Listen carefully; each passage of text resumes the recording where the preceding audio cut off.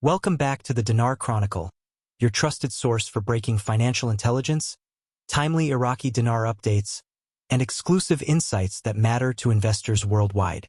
If you're watching us today, you already know how critical this moment is.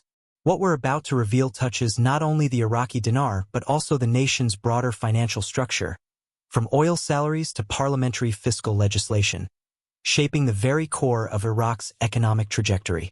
Let's get into the details, as the developments are fast, complex, and potentially historic. This week, tensions have been building in Baghdad as the Council of Ministers convened emergency financial committees in response to new pressures surrounding oil revenue distribution and legislative budgeting. At the center of the discussion is the Iraqi dinar and its positioning against regional and global currencies.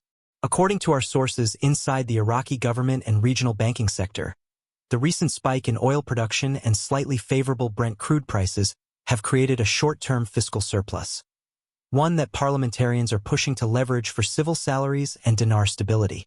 What makes this particularly noteworthy is the growing political momentum behind calls to reallocate parts of the oil surplus toward budget gaps and public payrolls.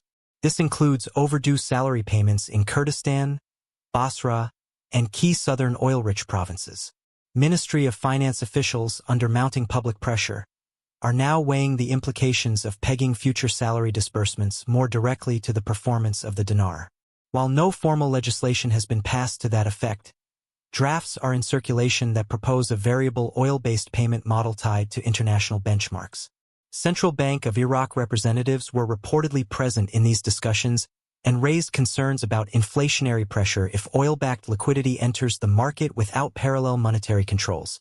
However, some argue that such a move could increase domestic confidence in the dinar, especially if foreign reserves are used strategically to support the exchange rate during disbursement cycles.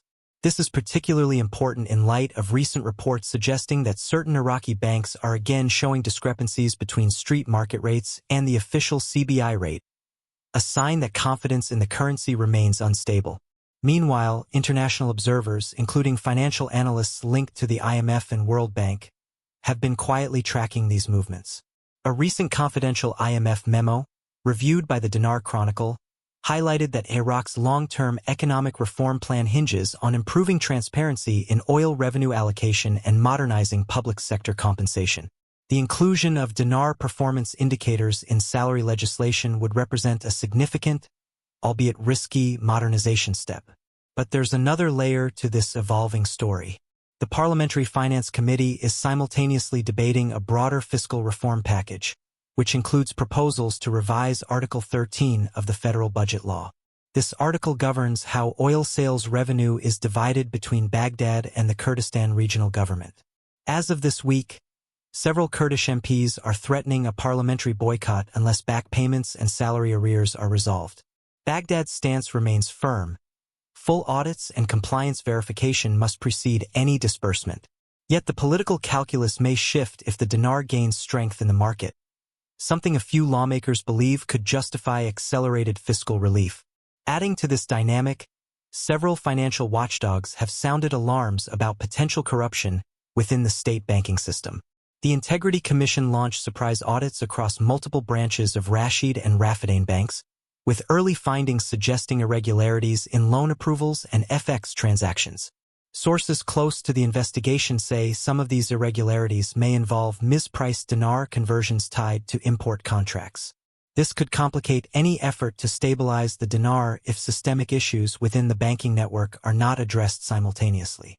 In response, the central bank is reportedly considering a multi-tiered approach that would include tightening foreign exchange windows, expanding digital payment options for public employees, and issuing a revised compliance framework for both private and public banks.